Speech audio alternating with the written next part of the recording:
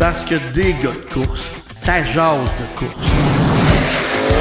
Vous entrez maintenant dans le podcast des gars de course avec Kevin Hébert.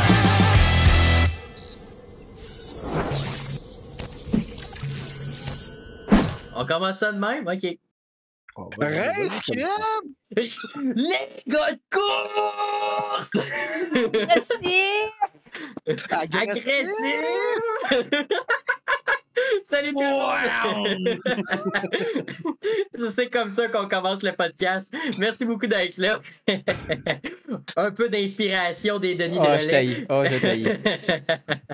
Mais merci beaucoup d'être là. Merci beaucoup à ceux qui nous écrivent semaine après semaine. Tout le Tupperware. On est en train de le remplir. On a des bons sujets pour vous. Merci beaucoup de nous écrire pour un peu vous rappeler comment ça fonctionne. Vous nous envoyez tous les sujets que vous avez envie qu'on parle. On a des invités. Comme aujourd'hui, on a Martin. Salut Martin en passant. Salut! Et puis, on jase de ça. Autant on va en rire, autant on a des sujets sérieux, des fois des anecdotes personnelles. Puis tout salut ça, Ben.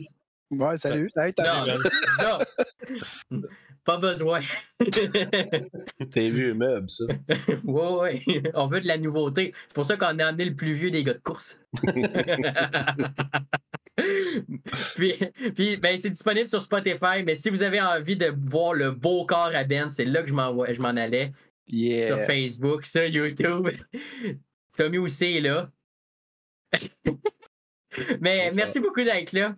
Et puis, pour ceux qui ne le connaissent pas, ben Martin, ben, c'est le trésorier des gars de course. C'est celui qui est derrière tous nos gros projets. Martin, explique un peu ton rôle derrière les gars de course. Ben, en fait, tu l'as dit un peu, Mini, c'est moi qui s'occupe un petit peu du côté monétaire, côté financier des gars de course. J'ai fait beaucoup d'approches auprès de commanditaires. Ça va super bien à ce niveau-là. Commanditaires, on vous dit tout de suite, on est toujours à la recherche d'eux. Donc, si vous êtes intéressé à vous joindre à nous, n'hésitez pas, contactez-moi. Ça va me faire plaisir de jaser avec vous. On va trouver quelque chose pour vous, là, pour bien vous représenter. Donc, c'est ça. Je suis le gars qui s'occupe de l'argent. Puis en même temps, ben, c'est moi derrière qui chapeaute un petit peu tous les projets un petit peu par en arrière sans nécessairement être impliqué dans tout. Mais je suis souvent une référence là, pour tout le monde, là, puis même aider tout le monde en même temps. Puis, faut dire, Martin, c'est l'organisateur de voyages de course et le créateur de groupe Messenger en chef. Oui, c'est grâce à lui qu'on dort pas dehors et qu'on serait mal organisé. Ouais, ça a l'air que c'est moi l'agent de voyage de la gang. Le meilleur roommate qu'on peut avoir. Ça, c'est dit. Je pensais que c'était Lulu. Ah, mais moi, je ronfle pas. Ouais, c'est juste ça le problème. Puis, Martin, ça fait longtemps que tu vas aux courses. Tu as même été flagman dans le passé. Eh boy, tu me recules, toi, là. Ouais, en arrière de Benoît. Vieille photo. Stadium de Saint-Guillaume. Ben oui, t'es en couleur. Stadium de Saint-Guillaume, je pense que c'était en 90 ou 91, ça. 90, me semble. Ouais, dans ce coin-là, avec Claude Brouillard. Ouais. Ouais, en fait, il faut dire que ça fait bien longtemps que je vais aux courses. Moi, j'ai commencé à aller aux courses dans le temps de l'ancien Grimby Rebel Speedway. Fait que ça trahit un peu mon âge. La vieille course sur le bunker. Ben oui, j'ai vu les courses sur le bunker. À l'époque, j'allais aux courses évidemment avec mes parents, même Benoît était trop petit.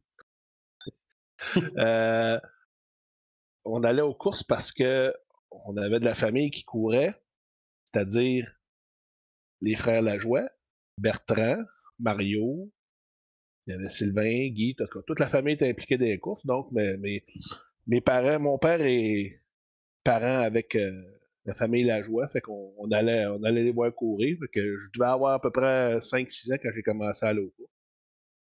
Puis j'ai toujours aimé ça. Parce que mon père était impliqué dans les courses avec Thierry avec Thierry Bertrand. On était avec lui un certain nombre d'années. On continuait à aller aux courses. Puis après ça, ben, j'ai continué là-dedans. Quand j'ai commencé à pouvoir aller aux courses par moi-même, ben, j'ai été dans une équipe de course entre autres avec un de mes bons amis, Louis Boutier. J'ai été quelques années avec lui. Ça, jusqu'à temps que je déménage au Saguenay. Et puis, au Saguenay, mais j'ai été impliqué dans les courses aussi. Impliqué au niveau de l'autodrome Chicoutimi, qui est devenu par après Autodrome Saguenay. Puis, j'ai toujours été lié aux courses, même si c'était sur asphalte. J'étais quand même lié aux courses. Puis après ça, ben, je revenais quand même de temps en temps à mes racines sur la terre battue. Puis, depuis quelques années, là, je suis plus présent un peu aux courses sur terre battue. Puis après ça, ben, est venu le projet des gars de course. Puis on a embarqué là-dedans. Puis on a toujours du plaisir. Puis on continue d'en avoir. Ceux qui se souviennent là, de la grande piste, l'autodrome Drummond, là, les semi-pros amateurs étaient stationnés à l'arrière dans la 3. Ouais. Puis le premier stationné sur le côté, c'était nous autres. On avait un autobus transformé en campeur. L'autobus était bleu et beige. Ouais. Puis on avait Réal Lafrance qui venait nous voir. Il venait voir notre chien. Il tripait sur notre chien. On avait un beau boxeur dans le temps. Il trouvait donc qu'on avait un beau chien Réal. Il venait nous jaser. Avec mon père qui sortait la friteuse à côté du moto. Oui. Il faisait des frites pour ceux qui... Il faisait compétition en cantine à Jacques Lambert. Ouais. Fait que ceux qui se souviennent de ça, une grosse autobus bleu et beige, c'est à nous autres. Ça. Avoir été né dans ce temps-là, c'est sûr j'aurais tout le temps été au trailer. Des chiens, des friteuses. Il y avait tout pour toi, Émilie. C'est ça. Alors, on va piger un premier sujet. On va commencer en force. On va aller chercher un sujet peut-être. Il y a des sujets autant terre battue que Formule 1. Vraiment, on touche à tous les sujets de la course automobile. Et notre premier sujet, on va y aller avec toi, Martin. La plus belle course que tu as jamais vue. Eh boy! La plus belle course que j'ai jamais vue. Tu m'en poses une bonne, là. En attendant, Ben, Tommy, avez-vous... Ouais, allez-y donc, le temps que j'y pense. Rapidement, moi, il y en a une qui me revient en tête, puis c'est parce que ça m'a marqué, puis c'était un soir spécial, c'est à Drummondville, soirée pour le cancer du sein, topless. Mario Claire, David Hébert, ça a duré quasiment 50 tours de temps, side by side. Mario au large, David en bas, ça changeait. Ça a été une course incroyable. Mario avait été gagné ça. Vraiment, là, je me souviens de la réaction des estrades. Là, les gens étaient debout de 1 parce que Mario a gagné, mais de 2 parce qu'on avait eu un show incroyable. Puis de voir la camaraderie avec David, on le sait, David et Mario sont des bons chums, puis d'avoir vu le spectacle qu'ils ont donné, ça, c'est la première course qui me vient à l'esprit. Là. Ouais, ben moi, c'est quand même assez difficile de mon point de vue parce que quand, tu sais, j'ai fait comme beaucoup plus de courses en étant officiel, puis tu ne regardes pas les courses de la même façon quand tu es officiel. Il y en a souvent qui vont venir me voir, hey, t'as-tu vu la course, il y avait un dépassement, ça s'est fêté longtemps. Non, moi, c'était pas là-dessus que je focusais. Mais à toute fois qu'on me pose la question, il y a une course qui me revient en tête, c'était au RPM, la visite des ISS avec Steve Poirier, puis Smith, comment il s'appelait? Mark Smith. Mark Smith, oui. Les concours de slide job au RPM à ISS, ça passait en dessous de l'auto, c'était vraiment, vraiment incroyable. Et les gros blocs aussi à Saint-Marcel, quand je me rappelle Matt Shepard qui levait sur 2 roues, c'était assez incroyable. Moi, de mon côté, j'en ai vu des courses, j'avais aimé celle de Mathieu Desjardins puis Evan Racine au RPM aussi. Je trouve que ça fait tellement des belles courses. Mais depuis que je suis jeune, il y a une course qui m'a marqué, je l'avais sur cassette. C'était Syracuse 2002 ou 2003. C'est celle sur le départ que David Hébert fait un 360. Il partait 3e au départ, fait un 360, puis il repart pareil. Ça m'avait marqué. La course est pas incroyable, mais j'ai encore la cassette. Une fois de temps en temps, je fais jouer ça. Ça, c'est vraiment ma course. Mon père, il participait, mais juste de voir David Hébert sur le départ faire un 360, on repart. C'était assez incroyable. Mais je dois dire que RPM reste ma piste favorite pour les meilleurs shows. Moi, après réflexion, j'ai une course là, qui me vient en tête. Là.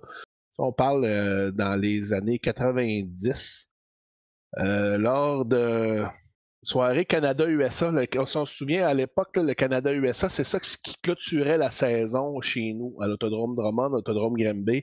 C'était le dernier programme de la saison. La piste de Fonda il n'y avait pas de course cette fin de semaine-là. Fait que les coureurs, il y avait beaucoup de coureurs qui étaient à Fonda qui venaient courir chez nous au Canada-USA. l'année, en fait, là, les années où Gino Claire courait avec la voiture Bourret Transport, là, si vous vous souvenez, là, il y a eu, Gino a eu quand même des grosses années avec cette voiture-là. Moi, je me souviens de cette auto-là avec les flashs de caméra que tu voyais le 22 puis le bourret qui flashait dans les flashs de caméra. Là. Absolument. Si je me souviens, je me souviens pas si c'est la première ou la deuxième année que Gino a couru avec cette voiture-là. Il avait gagné cette course-là, le Canada-USA. À l'époque, c'était une course de 50 tours. Aujourd'hui, 50 tours, c'est un programme régulier. Mais dans le temps, c'était des grosses courses. Gino avait pris la tête de la course quand même assez tôt dans la course, puis ça allait bien. Puis pour une raison ou pour une autre, à peu près à mi-course, il fait un flat. Comme de fait, il repart en arrière. Mais Gino, il a tout remonté le peloton. Avec les Américains qui étaient là, puis on ne se cachera pas dans le temps, les Américains, là, c'était. Il y avait beaucoup de très bons pilotes. Là. Si je me souviens, je pense que Frank Cozy était là ce soir-là, parmi la gang des Américains. Il va avoir Jack Johnson. Ouais, je pense que Jack Johnson, mais je ne pourrais pas le confirmer à 100%. Là. Mes souvenirs sont peut-être un peu flous là-dessus, mais tout ça pour dire que Gino avait remonté le peloton complet pour venir gagner à la course. Là. Ça avait été vraiment un exploit. Là. Ça m'a marqué cette course-là. Là. Ça avait été vraiment tout un spectacle. Là. Puis Gino a toujours eu une conduite quand même spectaculaire, comme les Clairs sont capables de le faire. Fait que ça nous avait donné vraiment un show de la mort là, sur la grande track à Drummondville. J'ai pas connu ça, oui. En parlant, là, je m'en suis souvenu de. Mettons, je peux faire mon top 3 si on veut. Là. Il y en a une que je dis tout le temps lorsqu'on parle des Lightning Sprint, vidéo RPM. Je me répète, je pense que c'est le Lightning qui donne le meilleur show au RPM. J'enlève rien aux autres classes. Mais... Je sais à quel cas tu veux parler. Normand Hamel, Mathieu Bourgoin, 20 tours de temps side by side. C'était incroyable. Il n'y en a pas un qui a levé le pied. C'était fou, ben raide. Puis l'autre course, c'est la course que. M. Lavergne là, fait là, pour la fête du Canada là, avec une grosse bourse. Matt Shepard était là avec la voiture 3 RS. Puis il est reparti de la queue 2 fois. Puis il a remonté, là, je me souviens, ça a brassé avec les Terriens, avec Mario Claire, mais vraiment, lui était là pour aller chercher l'argent. Si j'avais été un membre d'équipe, j'aurais été en maudit de voir à quel point il avait brassé tout le monde. Mais assis dans les estrades, de voir un pilote professionnel de la sorte donner tout ce que la voiture avait. La voiture ressemblait à un sac de chips à la fin, mais il a été chercher la victoire. Je pense que ça demeure une des belles courses que j'ai vues. Là. Ouais, mais pour toi, Tommy, c'était Matt Shepard. Ouais, c'est juste pour ça. Puis t'as raison de dire que les Lightning, c'est un des meilleurs shows. Cette année, on a vu JC Bolduc, c'était assez incroyable. Avec sa Guinée, là, qu'il l'appelait. Il l'amenait en avant, sa Guinée. Par contre, Colin, ça avait pas d'allure. Au RPM, ça marchait son affaire. Mais ça, il était-tu parti? Milieu de peloton, ou en tout cas bien loin, il avait remonté ça premier. C'était une des courses marquantes des Lightning Sprint cette année, au RPM en tout cas. Ouais, JC, il réussit toujours à faire des miracles avec sa voiture, puis je pense qu'il y a probablement juste lui qui peut faire fonctionner cette voiture-là. Ouais, vraiment. On va aller à un deuxième sujet. Pige dans le fond du Tupperware. Dans le fond, il est quand même rempli, papa. Oh, ça, c'est pour faire plaisir à Tommy. On lance ça avec toi. Rivalité Verstappen-Hamilton. Surtout l'année passée. Ça l'a changé un peu. Mais pareil, Hamilton qui a dominé cet auto de Verstappen. Qu'est-ce que t'en penses? Ben, moi, j'en pense qu'Hamilton devrait avoir ses 8 championnats. Mais j'ai toujours pas digéré la dernière course en 2021, qui ont changé le règlement pendant la course. Moi, je vais te dire, moi, je suis totalement d'accord. Moi, je suis avec Tommy, ce coup-là. Mais moi, Verstappen, je le respecte parce que oui, il est très rapide, mais moi, je suis un fan de Lewis Hamilton. Je m'en cacherai pas. J'ai commencé à suivre les Formule 1 quand Villeneuve était là. Par la suite, j'haïssais tellement Schumacher, puis c'est lui qui dominait, fait que je n'écoutais plus ça. Puis là, il est arrivé un peu les nouveaux. Puis Hamilton, il a gagné la première course au Canada. J'étais là. Puis honnêtement, de voir qu'un pilote noir, en plus, a du succès en Formule 1, moi, j'ai surtout trouvé que c'était rafraîchissant. Puis que ça avait une très belle ouverture. Puis c'était tellement nouveau que les gens n'avaient jamais vu ça. Ça amenait vraiment là, peut-être des nouveaux adeptes de Formule 1 aussi qui suivaient ça à cause de ça. J'ai toujours suivi la carrière de Lewis Hamilton, mais en Formule 1, on le sait, bien souvent, c'est la voiture plus que le pilote qui va faire qu'il va être champion. Donc, Hamilton a quand même gagné 7 championnats, il est égal avec Schumacher. Mais à mon avis, Verstappen est peut-être plus rapide sur un tour donné, mais fait tellement de niaiseries là, sur le circuit que pour moi, pour ma part, je préfère Lewis Hamilton. Complètement d'accord. Mais Ben, puis Martin, vous n'êtes pas d'accord? Ben, moi, surtout, c'est pas le fait de ne pas être d'accord. Oui, Lewis Hamilton, c'est un grand pilote, là. J'y enlève rien. Je pense que il mériterait un 8e championnat. Sauf que moi, c'est ça. Puis en fait, c'est peut-être même aussi l'attitude de Verstappen. Là, ils ont des attitudes de vedette, puis du fait que quand leur équipe leur envoie des directives, là, c'est eux autres qui mènent, puis ils se foutent vraiment de ce qui se passe. S'ils décident qu'ils ne rentrent pas pour piter, puis ils ne rentreront pas, puis ils vont faire à leur tête. Ça me dérange un peu. À un moment donné, je trouve que tu es assis dans le char, là, ils sont là pour t'aider, mais serre-toi-en. Ben, la première course de l'année, c'était à Bahreïn. Verstappen dominait carrément, puis son équipe lui a dit tu peux ralentir le rythme, tu vas gagner pareil. Puis il se fâchait après son équipe, il disait ah, non, je suis capable de pousser encore. Et il voulait pas sauver les meubles. Ouais, puis moi, Verstappen, ça s'est vraiment terminé au Brésil l'an passé.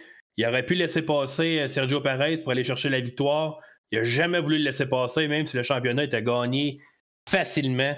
Puis je pense que pour la job que Checo avait fait là, lors du dernier Grand Prix là, de la saison précédente, quand il avait retenu Hamilton pendant plusieurs tours, je pense qu'il devait bien ça. De ne pas vouloir laisser passer son coéquipier là, qui avait tout donné, justement, qui accepte d'être le deuxième dans ce cas-là. Je trouve que ça manque beaucoup de classe. Ça aurait été une histoire qu'on aurait voulu savoir dans Drive to Survive. Ils n'ont même pas abordé ça, pas en tout. Pas en tout. On peut en parler, justement. Ben, on l'a tout regardé, mais Ben, je veux t'entendre là-dessus. Je pense que Drive to Survive, ils ont le don un peu de déformer la réalité. Je vais te corriger là-dessus. Je n'ai pas vu Drive to Survive. J'étais sûr que tu avais vu Non. Drive to Survive. Non, c'est vrai, c'était avec Pierre-Luc que j'avais parlé de ça. Parce que premièrement, je n'ai pas de compte Netflix, désolé, mais ils sont en 2023. Ça aussi, ça trahit ton âge. Mais avec Pierre. Ben, c'est Disney+. Beaucoup plus rentable pour moi. Mais, entre autres, la rivalité Lando Norris avec Daniel Ricciardo, que Norris se défendait sur les réseaux sociaux comme quoi, hey, non, c'est pas vrai, je l'aime Ricciardo. Puis finalement, vraiment, les 2 dernières saisons prouvaient carrément le contraire à cause de Netflix. Mais sinon, ceux qui ont Netflix, ceux qui ont écouté Drive to Survive, qu'est-ce que vous avez pensé de ça? Trouvez-vous que ça déforme beaucoup, entre autres, l'attitude de Verstappen, celle d'Hamilton? Ça vient jouer un peu dans cette guerre-là? Mais Mini, c'est bien dur de parler de Verstappen parce qu'il n'a pas accepté dans la saison précédente. Il revient cette année parce qu'il est champion. C'est quand même bizarre. Ouais, c'est ça. Il est vraiment détestable. Honnêtement, il est vraiment détestable. Ben, moi, je pense là-dedans, par contre, là, en tout cas, c'est mon avis. Ils ont, dans la saison présente, ils n'ont pas parlé de la controverse qu'on vient de se parler au Brésil. Sauf qu'ils ont quand même, ils ont parlé de la controverse là, du dépassement des coûts, là, du dépassement de budget. Ils ont-tu fait un deal en disant, on va vous laisser parler de ça, mais parlez pas de l'autre affaire? On le sait pas, là. Ça ressemble à ça. Ben, ça ressemble à ça. Hein. C'est ça que je me posais comme question, mais regarde. C'est une business, la Formule 1. C'est un gros monde. C'est ça. Puis, tu sais, dans toutes les époques de la F1, il y a toujours eu une personne qui dominait, que ce soit dans les années 80-90 avec Ayrton Senna. Après ça, on a eu Damon Hill qui a eu des bonnes années. Après ça, on est arrivé avec Schumacher. Après ça, avec Vettel. Après ça, Hamilton. Tu sais, c'est vraiment des cycles. Puis je pense vraiment que Hamilton, il n'est pas fini, mais le meilleur est derrière lui. Puis Verstappen, il a un style tellement, comment je pourrais dire, Hamilton, il est plus smooth, il est plus constant, mais Verstappen, c'est une fusée. C'est une coupe de tours, bang, bang, bang, il enfile les tours rapides, il a un style de pilotage complètement à part des autres, il a toujours eu un setup de char il donne beaucoup, beaucoup de devants. C'est pour ça qu'il peut rentrer fort, il peut rentrer agressif dans les coins, fait que ça peut être un peu plus dérangeant pour les autres.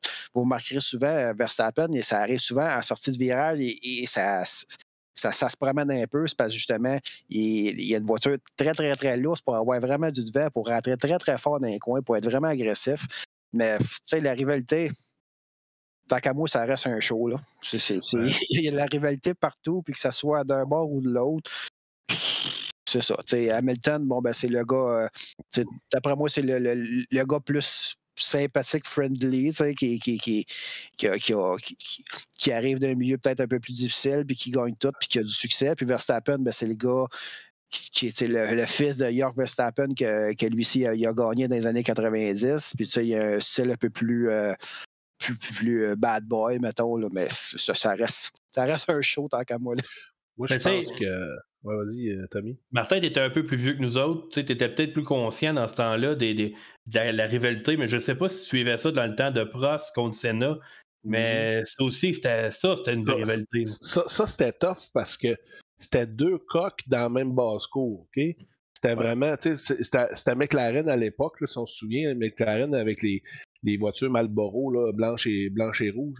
Tu avais Senna puis Alain Prost dans la même écurie, puis les deux, ben, c'était deux champions du monde. Fait que, tu sais, la guerre était vraiment prise, puis, tu sais, à la fin, là, ça s'en venait de plus en plus difficile, c'est pour ça que Alain Prost est parti à un moment donné, là, il s'est en allé chez Ferrari, mais c'était vraiment des années vraiment tough pour la compétition, là, parce que à cette époque-là, à mon souvenir, mis à part McLaren, les autres, ils traînaient un peu de la patte. T'avais Williams qui était quand même assez hot là, à l'époque aussi, mais jamais au niveau de McLaren. Ben, c'est un peu la même chose que Rosberg avec Hamilton quand il était chez Mercedes. Il dominait vraiment la compétition. Est arrivée la nouvelle ère en 2022. On pensait que ça allait s'améliorer. Le milieu de peloton est devenu plus le fun à regarder, mais maintenant Red Bull domine, puis ça reste en direct. Le sport petit à petit descend. Netflix a ramené beaucoup de jeunes, entre autres, mais beaucoup de monde. Mais est-ce qu'on va être capable de les garder longtemps avec un show, avec une dominance comme ça? Ouais. J'ai bien hâte de voir. Puis, pour revenir à ce que Martin disait de Prost Senna, c'était tellement rendu fort le rivalité là, qu'en fin de saison, peut-être 88-89, il est arrivé un incident à Suzuka entre les deux pilotes. Ouais. Puis il a fallu que Prost y abandonne, il n'a pas été capable de repartir. Puis Senna, il s'était fait aider par les commissaires pour repartir. Puis même si les deux étaient coéquipiers, il était en lutte le championnat. Prost est allé se plaindre aux commissaires de ce que Senna avait fait, qu'il s'était fait pousser. Puis tu sais, ça a donné que Prost est un petit peu plus ami avec, dans le temps, c'est Jean-Marie Ballès qui s'occupait de la FIA, était un petit peu plus proche de lui. Fait que Senna, il a gagné son point, mais pas Senna, mais Prost a gagné son point. C'était vraiment une grosse rivalité. Puis je pense que peut-être l'année d'après, ça s'était fini dans le mur dans la première courbe encore à Suzuka. Les deux étaient premiers au championnat, puis les deux se sont accrochés. Ça finit dans le mur pour les deux pilotes. Mais on parle beaucoup de Ayrton Senna, qui était, oui, un excellent pilote, mais il avait tout un caractère aussi. Oui, il était capable d'être cochon, lui-ci. Ouais. Un Brésilien, un Latin au sang chaud. Ouais, tu sais, même une anecdote que les débuts de Eddie Irvine avec Jordan, je pense, dans les années 90. Avec les 7-Up. Ouais, c'est ça. Puis pendant une course, Irvine il était rendu lap car, puis Senna, il s'en venait, puis Irvine, il ne voulait pas le laisser passer. Ben, pas qu'il ne voulait pas le laisser passer, mais il ne laissait pas de place. Puis à la fin de la course, Senna, il est allé voir Irvine, puis hey, qu'est-ce que tu fais? Pourquoi tu ne m'as pas laissé passer? Puis tu n'as pas d'affaires. Puis Irvine, si tu étais plus vite, tu n'avais rien qu'à passer à côté. Là, ça a l'air que Senna n'était pas trop de bonne humeur. On va en profiter pour faire un dernier sujet avant qu'on se fasse buzzer. Qu'est-ce que tu allais dire, Martin? Juste pour dire, comme on dit, Mel Flasher passe à gauche. C'est ça. Avant que Pierre-Luc nous buzz, on va piger un dernier sujet. Wow, on en a parlé un peu. C'est la compétition à F1, mais on va changer de sujet. On vient peut-être de faire un peu le tour. Brasse le pot comme il faut. Ouais, bon, on va brasser comme il faut. Un blanc. Il n'est pas capable de se relever. C'est une retaille.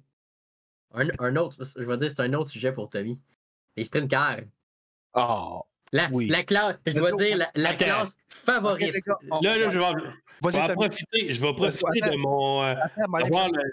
va aller me chercher du popcorn avec Non, non, Ouais. Bon, mon Pepsi est prêt. Attendez. Il y a beaucoup de show là-dedans. On va se le dire. Moi ça me plaît de vous faire choquer en disant que j'aime pas ça. Puis vous autres, ça vous plaît de me faire choquer en me parlant des sprint cars. C'est pas. Quand ils sont sur la piste et qu'on voit les meilleurs, honnêtement, on a un bon spectacle. On peut voir des très bonnes courses de sprint car, on peut voir des mauvaises courses de sprint car, comme on peut voir des très bonnes courses de modifiés, puis des moins bonnes courses de modifiés. Mais j'ai l'impression, à moi, qu'on voit plus souvent du 2 de large en modifié, puis on peut se battre un peu plus longtemps, alors qu'en sprint car, c'est tellement au fond qu'on voit un peu moins de lutte. Oui, il y a beaucoup de slide job. C'est vraiment deux disciplines qui je trouve, oui, c'est sur la terre battue, mais ça se ressemble tellement pas. Mais tu caches de quoi, là? Non, je m'en viens. Je m'en viens. OK. Je m'en viens. Je te connais. Je m'en viens. Sauf que moi, ce que je trouve bien plate là-dedans, c'est que, mettons, on a des séries, puis Jordan, salut Jordan, mais on a des séries qui se présentent au Québec. On a des couvre-feux partout. On est toujours pressé par le temps, mais on ne veut pas racheter de starter à cause de la tradition. Bert en avait sorti un. Mini, je te vois rire. Mais ils disent que ça va racheter du poids. Mais si tout le monde en a, ça va revenir au même. Ben oui. Mais moi, j'ai un malaise avec les sprint cars parce que je trouve que maintenant, aujourd'hui, là, ça va trop vite, honnêtement. Puis, tu sais, j'ai été à Charlotte l'été passé, puis en novembre, puis il y a eu un accident avec Anthony Macri, puis honnêtement, j'ai vraiment eu la chienne. J'ai toujours peur. Ça va trop vite, les sprint cars, je trouve. Je trouve ça trop dangereux. Tu sais, Jordan, on est quand même assez proche de lui parce qu'il vient parler de sprint car souvent avec nous autres, puis j'ai de la difficulté à regarder les courses parce que je le sais que c'est dangereux. J'ai pas ce sentiment-là lorsque je regarde des modifiés. Mais... As-tu la même réaction quand je suis dans mon STR? Non, tu vas pas assez vite. Mais... mais vraiment, c'est un peu de la peur. Je connais pas non plus, tu sais, je suis pas un gars qui capote cette catégorie de voitures-là, mais j'en mets beaucoup pour le show parce que ça fait tout le temps des beaux débats là, entre nous autres, là, parce que il y en a qui sont des gros fans de sprint car. Je pense à Tony là, qui regarde ça souvent, là, qui adore ça. On se le cachera pas, les sprints, là. Il y a des bons shows, là. On a vu d'excellents shows de sprint, là. Mais si on compare, si on regarde, là, si on se remémore, moi, toi et Tommy, on était là, ce qu'on a vu à Charlotte l'année passée, là, ben, malheureusement, ça a été loin d'être le meilleur show de sprint que j'ai vu, là. Les départs, là, c'était bon, là, il y avait un petit peu de fight, là, mais une fois là, que le feed est placé, là, puis que ça se met à virer, là, il n'y a plus beaucoup de dépassement parce que les chars se placent. Où ça vient jouer, c'est quand que ça tombe dans les lap cars, là, il commence à avoir un peu d'action. Là. Mais sinon, malheureusement, à Charlotte, on n'a pas eu le meilleur show de sprint. Sauf que moi, je comprends, Tommy, la peur que tu as, puis la crainte que tu as, puis j'ai la même chose, j'ai la même crainte aussi. Je trouve que ça va vite, c'est un moyen temps. Là. Mais, ça réussit quand même à aller chercher des tripes d'émotion, de la vitesse, là, c'est vraiment spécial. Je suis d'accord sur le fait qu'on peut avoir un excellent spectacle en début mars à peu près. Là, on a eu une course à Velosia. J'ai écouté juste les faits saillants. le compte. On est rendu à 5 shows, là. Je me corrigerai jamais. Mais il reprenait une course, c'était en début mars à peu près, puis le spectacle était bon. Comme tu dis, c'est tombé dans les lap cars. Ça a donné un bon show. Même avant, ça se dépassait quand même. Mais moi puis Cédric, le fils à Martin, on est monté à Weed Sports, c'était prêt. On s'est dit, gars, on veut vivre le trip, aller voir les World of Atlas. C'était pas ma première fois, mais ça faisait longtemps que je les avais vus. Puis oui, c'est petit, ça passe vite, surtout quand ça colle. Mais quand ça tombe, surtout Weed Sport, parce que ça glisse beaucoup, même si le site est fantastique, c'est le problème, ça glisse beaucoup. On n'a pas eu vraiment un bon show. Mais par contre, ça reste des sprint cars, ça passe sur un moyen temps. Juste voir l'aérodynamique, là, le vent sortir à l'arrière de l'aileron, ça vaut tout l'argent du monde. Vraiment, pour embarquer là-dedans, faut pas que tu ailles de tête. Ouais, c'est ça. Je suis pas mal votre point. C'est vraiment la pointe de vitesse qui est impressionnante. Mais ensuite de ça, c'est. Tu sais, j'ai pas en mémoire une fois qu'on a vu des 3, des 4 $ dans une course de sprint, que ce soit n'importe quelle série. dans les séries de points, dans les World of Outlaw, les pilotes, ils ont tellement de courses à faire. Ils ont quasiment 60, 70, 80 courses à faire dans l'année. Fait que, ben, des fois, ils ne se risqueront pas à faire des moves un peu plus agressifs pour risquer de scraper une course puis de scraper la course d'après. Ils vont y aller plus safe pour ramasser des points tranquillement. Mais Ben, on voit la même chose avec la série Gros Bloc. Là. Les gars, ils suivent. Tu ne verras pas se faire des coups chiens parce que justement, ils suivent tout le temps. Ça fait une camaraderie. De l'un, ils ne veulent pas que l'autre range là-dessus pendant 3 jours là, pour se réparer. Puis en sprint, j'ai l'impression que c'est beaucoup ça. Les gars font attention. Oui, ça va se toucher, ça revole à maudit. Mais je suis d'accord avec ce que tu dis. Ça fait des slide jobs, c'est pas long que c'est passé. Là. Ouais, mais ils sont, comme on disait, sont probablement plus conscients du danger. C'est pour ça qu'ils font peut-être plus attention un et l'autre. Parce que quand tu es assis dans l'auto, ben, quand l'autre est à côté de toi, tu peux pratiquement être touché parce qu'il n'y a tellement pas de carrosserie après ça, pas de protection, qu'ils font peut-être justement plus attention. Tu sais, moi, quand Jordan gagne, je suis content parce qu'il a gagné, mais je suis content aussi parce qu'il n'y a pas eu d'accident. C'est comme 2 joies ensemble. T'es comme la maman des gars de course, Tom. Oui. Je suis l'anxieux émotif. Okay. D'abord, qu'est-ce qu'on retient là-dessus, c'est que Tommy haït les sprints pour nous faire chier. Exactement. Il y a pas mal de ça là-dedans aussi. Hey, merci beaucoup d'avoir été là. Merci, Martin, d'être venu. Ça fait plaisir. Vous allez le voir. D'habitude, je brasse Martin l'été. C'est lui qui est avec moi dans le Gator. On se promène. Lui, il est à la caméra. On fait un peu de drift. On se promène avec le faut pas qu'il y ait personne dans la boîte en arrière. Hein. Eh oui, juste vite comme ça. Il y a un coup, c'est quand on filmait en route vers le défi urbain, il y avait un caméraman avec nous qui était plus officiel. Il était vraiment pour RDS. Fait que là, il y a un accident, il y a un drapeau rouge de mémoire, je me souviens plus qui avait flippé. Hey, on part! Martin et moi, on est habitués, on est sur le gun, on est sur l'adrénaline, on part. Rendu quasiment ces lieux de l'accident, on se revient. Ah ben tabarouette, le caméraman, il était là! Il était quasiment sur le dos avec tout son stock. Il a fait toute une ride. Ça va prendre des ceintures de sécurité. Mais nous autres, là, le soir de course, là, quand il se passe de quoi ça attraque, là, on est là pour rapporter la nouvelle. Fait qu'on va la chercher, la nouvelle. Il était tellement mêlé, après, il filmait flou un peu. Mais en tout cas, on avait eu bien du fun. Mais merci, Martin, d'avoir été là. Puis vous allez le voir cet été. Vous viendrez nous jaser, on aime bien ça. Tommy, Ben, toujours là pour le podcast. Merci beaucoup d'avoir été là. Puis ben, nous, on se revoit la semaine prochaine. Puis n'oubliez pas, envoyez-nous des sujets. On aime ça, parler de qu'est-ce que vous avez envie qu'on jase. Fait qu'envoyez-nous ça, que ce soit sur Messenger, que ce soit à nous personnellement ou aussi en commentaire sur la publication. Ça va nous faire plaisir de les mettre dans notre magnifique Tupperware. Merci beaucoup d'avoir été... Oui? On vous demande aussi, là, répondez dans les commentaires de la vidéo, répondez au sujet qu'on vient de parler. Ça peut être intéressant d'avoir vos histoires aussi. Là. J'ai comme l'impression que je vais avoir une couple de fans de sprint car qui vont me parler. Ça peut être intéressant. Merci beaucoup, puis on se revoit jeudi prochain. Bye bye tout le monde. Des millions d'euros dollars.